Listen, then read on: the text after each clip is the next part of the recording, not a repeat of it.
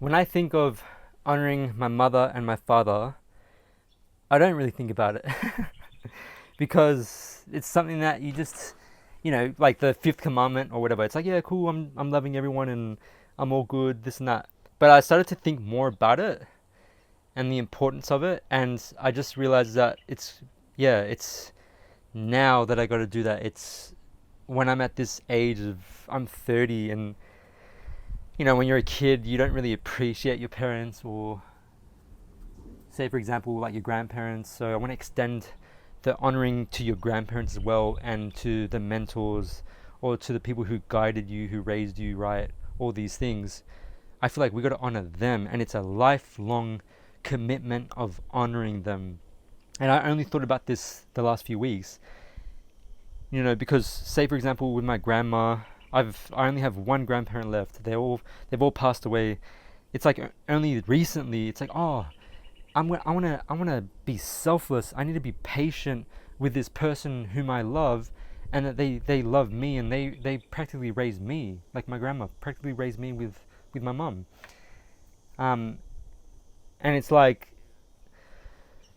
I want to honor them, and I understand that as they get older, like my grandma's already 80 something years old, you have to develop patience and selflessness.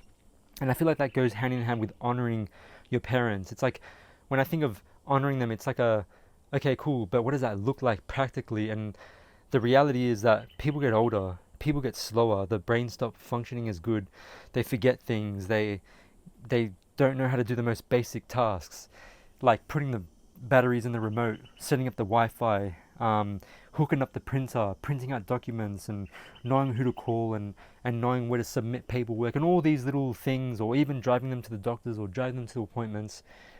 It can seem, annoying. Like, oh, why am I going to do this? Like, I'm young and I want to do my own life. But I feel like that's what honoring your parents are, or honoring those who are older than you.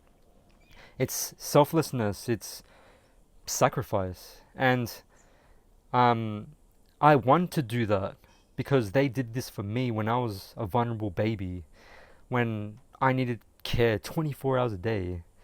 The least I can do is things that they require.